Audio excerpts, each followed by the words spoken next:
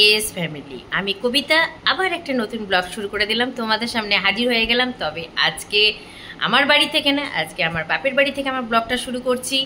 সকালবেলা ঘুম থেকে উঠেই মুখ টুক ধুয়েই এক কাপ চা মা আমাকে হাতে ধরিয়ে দিল। আর এই গরম গরম চাটা খাচ্ছি, ধোয়া ওটা গরম গরম চা, আর তার সাথে রয়েছে দুটো বিস্কুট। নিজে করে খাই তো সবসময় ভালো লাগে না, আর মায়ের হাতে গরম গরম ধোয়া ওটা চা অসাধারণ লাগবে। চলো আমি চাটা ধীরে ধীরে অনুভব করে খেতে থাকি, আর তোমরাও আমার সঙ্গে থাকো। রান্নাঘরে চলে এসেছি, এবার রান্নাবাড়ির দিকে লেগে পড়েছে মা আর আমি মিলে। প্রথমেই পায়েস রান্না বসিয়ে দিয়েছে, সেই জন্য দুধটা গরম করতে দিয়ে দিয়েছি। মাংস টাংস একদম ম্যারিনেট করে রেখে দিয়েছি, মশলাও হয়ে গেছে। এবার আস্তে আস্তে সব রান্নাবাড়ি চাপাবো। একদম স্নান টান করে পুজো টুজো হয়ে গেছে মার, এবার আমরা খেতে বসবো, সেই জন্য প্রস্তুতি নিচ্ছি। আজকে ভাইফোঁটা, তার মধ্যে কিছু তো স্পেশাল থাকবেই, কিছু রান্নাবাড়ির মধ্যে তো স্পেশাল কিছু থাকবেই। চলো আমরা এখন খাওয়া দাওয়াটা সেরে নিই। এই যে দেখো, এখন সবাইকে ভাত দিচ্ছে, এখন ভাত বেড়ে দিয়েছে, সবাই গরম গরম ধোয়া ওটা ভাত চলে এসেছে। এরপরে মাংস আছে, ভাজা আছে, তরকারি আছে, পায়েস আছে, অনেক কিছু আছে। চলো এখন আমরা খেতে বসে পড়ি সবাই মিলে একসাথে। দারুণ মজা হবে আজকের দিনটা, সবাই একসাথে সেলিব্রেট করব বলে আজকে সবাই একসাথে বসে পড়েছি। সব চেয়ার টেবিল পেতে ফেলেছি, দিয়ে বসে পড়েছি। সেজে গুজে বেরিয়ে পড়লাম সবার সাথে ঠাকুর দেখতে। আর অনেক দিন বাদে বন্ধুদের সাথে দেখা হয়েছে, আর একসাথে সবাই মিলে ঠাকুর দেখছি। উফ, দারুণ লাগছে, আর সেগুলো তোমাদের সাথে শেয়ার করছি। কি সুন্দর সেজেছে আজকে, একদম গ্ল্যামার কুইন লাগছে আমার বন্ধুকে। এই যে বন্ধুদের সাথে ঠাকুর দেখতে বেরিয়েছি এখন।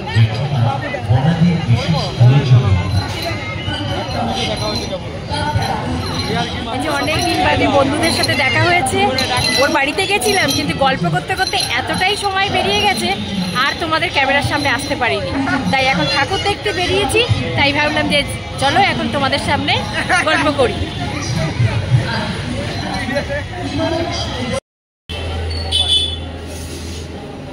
আমরা এখন কি মন্দির দেখতে এসেছিলাম? দক্ষিণেশ্বর আদলে নাথ মন্দির দেখতে এসেছিলাম। মানে এখানে অনেকগুলো ঠাকুর, রাধা কৃষ্ণ, জগন্নাথ, মা করুণাময়ী, মনসা ঠাকুর, লোকনাথ বাবা, শিব ঠাকুর, গ্রহরাজ, সব কিছু এখানে আমরা দেখলাম। এবার আমি বাড়ি ফিরে যাওয়ার পালা। মন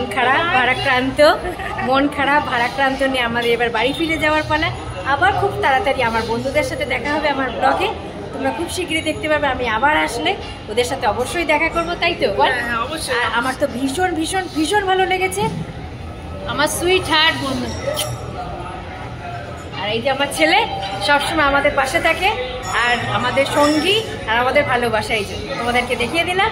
চলো আজকের মতন টাটা। এসেছি এখন আজও ঠাকুর দেখতে। দেখো চারিদিকটা ঘুরিয়ে ঘুরে দেখছি।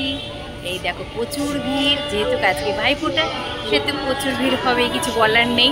চলো অনেকটু লাইনে দাঁড়িয়ে তারপরে অবশেষে মানে আমার দর্শন পেলাম, ঠাকুর দেখার দর্শন পেলাম। এবার ভেতরে একটু গরম লেগে গেছে, সবাই মিলে দেখো সব বসে আছে ওখানে, আমি একটু গিয়ে বসবো। দেখেছো তো কি ঘামতে শুরু করেছি, দরদর করে ঘামছি, এত গরম বাইরে। কিন্তু ঠাকুর দেখতে গেলে তো হেঁটে হেঁটে ঠাকুর দেখতেই হবে। চলো আর কি করবে বলো। চলো আমি এবার যাই, আস্তে আস্তে একটু বসি, তারপরে আবার অন্য এক জায়গায় যাব। বন্ধুদের সাথে ঠাকুর দেখে আসার সাথে সাথেই মা বললো চল একসাথে সবাই মিলে ঠাকুর দেখতে যায়। মা, মাসি, কাকা, জ্যাঠা সবার সাথে বেরিয়ে পড়লাম ঠাকুর দেখতে। দারুণ এনজয় করছি সবার সাথে, আর কিছু কিছু সেই আনন্দের মুহূর্তগুলো তোমাদের সাথে তুলে ধরছি। এসেছি স্টেশনে, ঘোরাঘুরি আনন্দ হয়ে হুল্লোড় কাটিয়ে অবশেষে স্টেশনে চলে এসেছি। যে ট্রেনও এসে দাঁড়িয়ে আছে, কিছুক্ষণ বাদেই আমি উঠবো ট্রেনের মধ্যে। দেখো ট্রেন চলে এসেছে, আমিও এসি ট্রেনে উঠে পড়েছি। সবাই বলে এসি ট্রেন, আর আজকে আমিও উঠে পড়লাম এসি ট্রেনে। চলো এখনো দরজা খোলেনি, অনেকটাই টাইম আছে হাতে, তাই ভাবলাম যে চলো তোমাদের সাথে একটু গল্প করে নিই সকাল সকাল। তাই চলে আসলাম ক্যামেরা হাতে তোমাদের সাথে গল্প করতে। এই যে ট্রেন দাঁড়িয়েছে, আমি ওয়েট করছি আর তোমাদের সাথে বক বক করছি। চলো আগে যাই লেডিসের দিকে হাঁটতে হাঁটতে, তারপর তোমাদের সাথে কথা হচ্ছে।